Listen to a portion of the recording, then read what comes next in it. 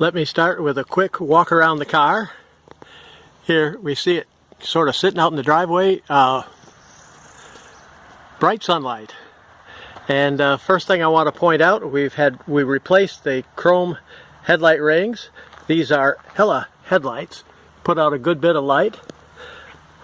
Walk around, you can just see the beauty, the gleam of this glossy black finish. There's our aftermarket door mirrors. Brand new chrome plated door handles, and all the trim is intact. We've replaced also the trim pieces on the back. Those are brand new chrome. Walking around the car, you can see it's absolutely beautiful. We had left the top up because I want to do a quick demonstration of the air conditioning. But as we go around, that's an Alfa exhaust tip. Both that one and the center exhaust muffler have been replaced. Walk around this side, you can see how clear that back glass is. I'll say it right. And convertible top is quite new, within the last, I suspect, 2 years, and it works wonderfully. This is the fully padded top, and it seals very nicely. This is one of the tightest convertible roadsters I've owned in quite a long time. You can see the brand new door handle on this side, and one of the things with putting the top down is that padding is so thick that it stretches the convertible top boot when I try to snap it in place. So I had to have a craftsman make some additional metal clips to hold them in place. One of the problems with when he made the metal clips, he just sort of put a little scratch right in the plate, in the paint. I don't even know if you can see it. Right there. Okay, and as we walk back on around, you can see all the glass is original with the Alfa Romeo logo. You can see on the windshield a touch of delamination in the corner. On around, just look at the way that paint just gleams and reflects, and I'm very happy with the paint job overall. And the new headlight rim there, it's a beautiful car. Now let's walk around. We'll go inside. This is why I left the top up today. They say we'll peak out at about 93 degrees this afternoon. But as we go inside, now that's also the reason why I had put this tan leather steering wheel cover. So if I've left it outdoors in the sun, if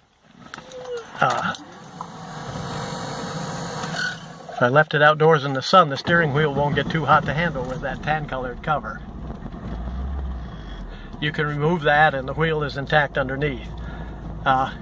Here we just started it up. What I want to show you is that the air conditioner is functioning. Just make sure that the heater knob is all the way off. And now the previous owner had put a switch. Here is the air conditioner fan switch, and this switch turns on the compressor. It works, so I didn't mess with it, but that is a non-standard item. And now as we sit here, there's no way for you to notice, but I'm starting to get cool in here already. And it's working well. The air conditioning comes out of the 3 center vents, and from a vent on each side of the dash. The top vents are used for defrosting and fresh air, and there's also, when you have the fresh air on, it blows air out the bottom in the footwells. I just put these tan floor mats in there just to protect the new carpet pieces that we put in, the new carpet floor mats.